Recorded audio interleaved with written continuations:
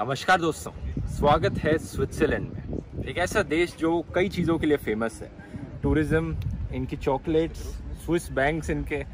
लेकिन आज की इस ग्राउंड रिपोर्ट में मैं एक ऐसे एस्पेक्ट की बात करना चाहूँगा जो आपने ज़्यादा सोचा नहीं होगा स्विट्जरलैंड के बारे में। दोस्तों, स्विट्जरलैंड दुनिया की मोस्ट एक्सपेंसिव कंट्री है और आज जिस शहर में हम आए हुए हैं, ज्यूरिख, ये दुनिया की मोस्ट एक्सपेंसिव सिटी है। आप पूछोगे कितनी एक्सपेंसिव? देखिए ज़रा, ये एयरपोर्ट का फूड कोर्ट है जहाँ पे हमने थोड़ा सा इंडियन खाना खाया, वहाँ से इंडियन मिला है और ये इंडियन खाने में है 2 सब्जियाँ, चावल थोड़े से, आधी रोटी और 2 चावल यहाँ पे। इसकी कॉस्ट पड़ी है हमें 40 स्विस फ्रैंक्स ऑलमोस्ट, जो होता है इंडियन रुपीज़ में 3200 रुपये। बाल कटवाने हैं दोस्तों, सिर्फ 49 यूरोस, 50 यूरोस में बाल कट जाएंगे। कॉस्ट ऑफ लिविंग इंडेक्स एक ऐसा इंडेक्स है जो बनाया गया था कंपेयर करने के लिए अलग अलग शहरों की, अलग अलग कंट्रीज की कॉस्ट को, कि वहाँ रहना कितना महंगा पड़ेगा। तो इस इंडेक्स को कैलकुलेट करते वक्त न्यूयॉर्क को बेसलाइन लिया गया था। न्यूयॉर्क का कॉस्ट ऑफ लिविंग इंडेक्स है 100 और न्यूयॉर्क दुनिया की one of the most expensive cities में से आती है। न्यूयॉर्क के ऊपर सिर्फ 6 और शहर हैं जो न्यूयॉर्क से ज्यादा एक्सपेंसिव है, जिनका cost of living index New York से ज्यादा है, और वो सारे 6 के 6 शहर स्विट्जरलैंड में है। इंडिया का कॉस्ट ऑफ लिविंग है फॉर कंपैरिजन 24 और ज्यूरिख का cost of living index highest in the world at 131। तो एक सवाल ये उठता है कि ऐसा क्यों है? क्या रीजन है कि कुछ कंट्रीज इतनी महंगी होती हैं, कुछ कंट्रीज इतनी सस्ती होती हैं, और स्पेशली स्विट्जरलैंड क्यों इतना महंगा है? ये हम जानेंगे आज की इस ग्राउंड रिपोर्ट में। आइए देखते हैं।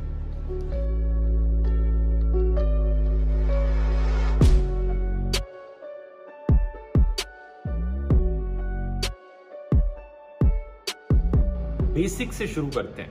आज के दिन जो डेवलप्ड कंट्रीज हैं और जो डेवलपिंग कंट्रीज हैं, क्या आपको कोई पैटर्न, कॉमन पैटर्न दिखाई देता है इसके बीच में कि डेवलप्ड कंट्रीज डेवलप्ड क्यों है और डेवलपिंग वाली डेवलपिंग क्यों है? इसके पीछे एक जनरलाइज सी थ्योरी है दोस्तों। आज से 500 साल पहले इंडिया, चाइना जैसी कंट्रीज जो डेवलपिंग थी, वो ज्यादा अमीर हुआ करती थी यूरोप के कंपैरिजन। और रीजन ये बताया जाता है कि जब 500 साल पहले जो ह्यूमैनिटी थी वो एग्रीकल्चर के अराउंड रिवॉल्व करती थी। एग्रीकल्चरल रेवोल्यूशन का टाइम था, लेकिन जब से इंडस्ट्रियल रेवोल्यूशन आई तो वो यूरोप में आई, और इंडस्ट्रियल रेवोल्यूशन आने के बाद पूरी जो इकोनॉमी है दुनिया की, वो इंडस्ट्रीज के बेसिस पे अराउंड रिवॉल्व करने लगी, एग्रीकल्चर से पीछे हट गई, जो प्राइमरी, सेकेंडरी, टर्शरी सेक्टर के बारे में हम पढ़ते हैं। थ्योरी ये कही जाती है कि इंडिया, चाइना जैसी कंट्रीज में क्लाइमेट बड़ा कंफर्टेबल था, लैंड जो था वो फर्टाइल था एग्रीकल्चर के लिए, तो लोग अपनी आराम से जिंदगी जी सकते थे। लेकिन यूरोप में क्लाइमेट बहुत हार्श था, बहुत ठंड होती थी यहाँ पे।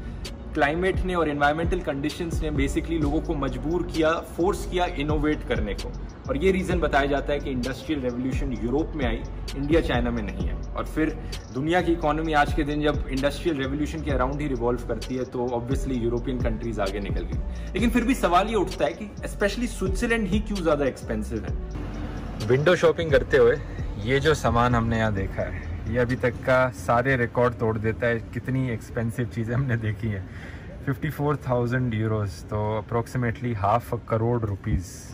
Yeah, that's like an average person's yearly salary in Germany. Someone who's an engineer maybe. Yeah. And the entry level salary of an engineer per year would be around 50,000, I think. Yeah. 50,000 euros. Crazy. That's a lot. Wahnsinn. Wahnsinn, wow.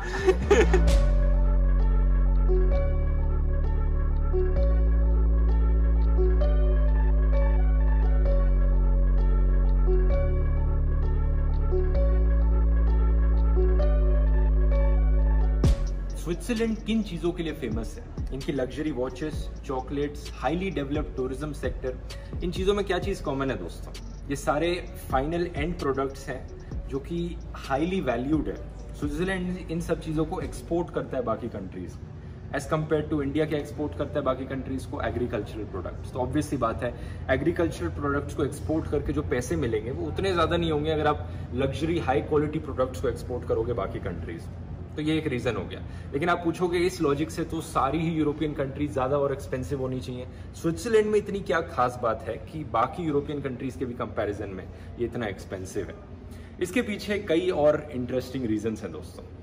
वैसे अगर आपको Switzerland के बारे में और जानने में interest है और देखने में इंटरेस्ट है, हमने ध्रुव राठी ब्लॉग्स चैनल पे 5-6 ब्लॉग्स बनाए हमारी पूरी जर्नी को, जो पिछले कुछ दिनों में हम यहाँ घूमे और जो भी चीज़ें देखी, जो बहुत ही एक्साइटिंग ब्लॉग्स हैं। आप जाके डिस्क्रिप्शन में लिंक है ब्लॉग चैनल का, वहाँ पे आप देख सकते हैं।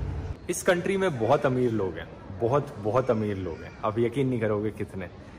स्टैटिस्टिक्स बताती हैं कि स्विट्जरलैंड में हाईएस्ट पर कैपिटा मिलियनेयर्स है। 11.8% एडल्ट पॉपुलेशन इनकी, यानी सड़क पे चलते हुए एवरी 10th पर्सन यहाँ पर स्टेटिस्टिकली एक मिलियनेयर है।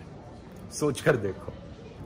और यहाँ आती है स्विट्जरलैंड की खासियत। अब ऐसा तो है नहीं कि सारे मिलियनेयर्स बाय चांस यहाँ पर ही पैदा हो रहे हो इस कंट्री में। इस कंट्री ने मिलियनेयर्स को अपनी तरफ आकर्षित किया। क्या रीजंस हैं कि सारे दुनिया के अमीर लोग स्विट्जरलैंड में ही आना चाहते हैं? इसके पीछे भी कई रीजंस हैं दोस्तों। एक रीज़न तो ये है कि यहाँ के टैक्स लॉस काफ़ी टैक्स कम है, इतना ज़्यादा टैक्स नहीं चार्ज करती कंट्री बिजनेसेस के लिए। तो क्या टैक्स रेट है यहाँ का? VAT rate one of the lowest है स्विट्जरलैंड में। 8% है ज़्यादातर चीज़ों पे। खाने में जाओगे रेस्टोरेंट्स पे तो 7.7% के अराउंड होता है। 3.8% है अकोमोडेशन और सर्विसेज पे, और 2.5% बस बेसिक नेसेसिटी वाले आइटम्स पे। कंपेयर कर लो अपने GST से कितना टैक्स है ये। एक छोटा सा कंपैरिजन देखते हैं दिल्ली और ज्यूरिख के बीच में, कहाँ पर चीज़ें कितनी महंगी हैं। एक नॉर्मल खाना खाना आम रेस्टोरेंट में दिल्ली में 300 रुपये पड़ता है, ज्यूरिख में पड़ता है 2000 रुपये। ऐसे ही transportation one way ticket cost 30 रुपये दिल्ली में और ज्यूरिख में है 300 रुपये, 10 गुना का फ़र्क है।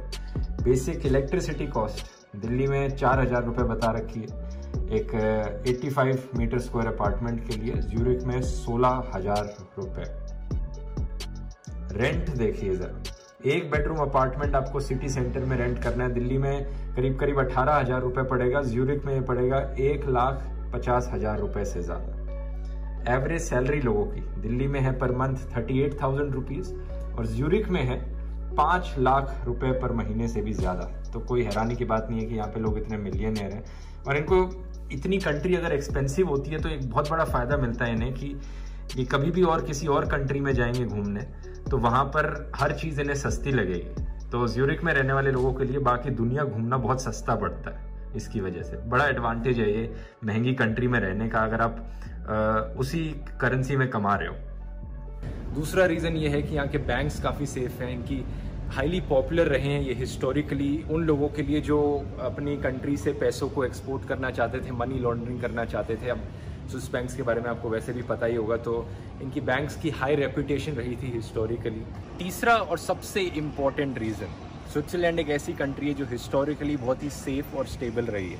और ऑब्वियसली सारे अमीर लोग एक स्टेबल कंट्री में रहना चाहेंगे, ऐसी कंट्री में नहीं रहना चाहेंगे जहाँ पर लड़ाई चल रही हो, धर्म के नाम पर लोग एक दूसरे को मारने पीटने लग रहे हो, फालतू के दंगे होने लग रहे हो।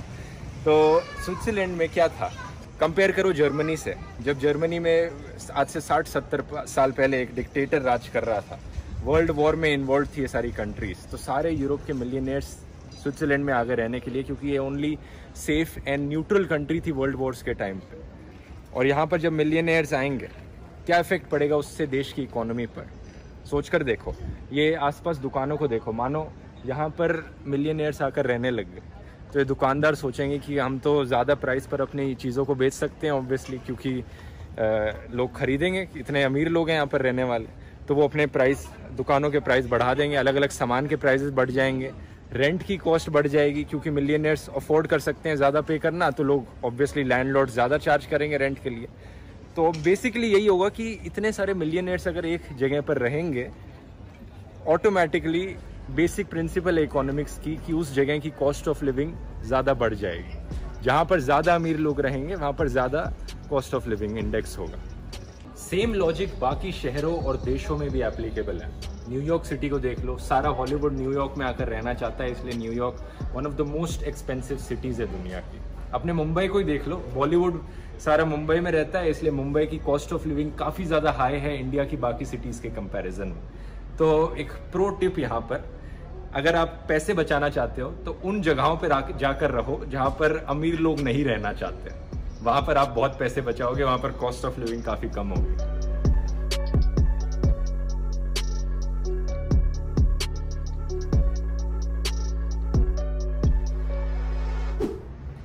तो ये है रीजंस दोस्तों, स्विट्जरलैंड इतनी महंगी कंट्री क्यों है, दुनिया की मोस्ट एक्सपेंसिव कंट्री क्यों है।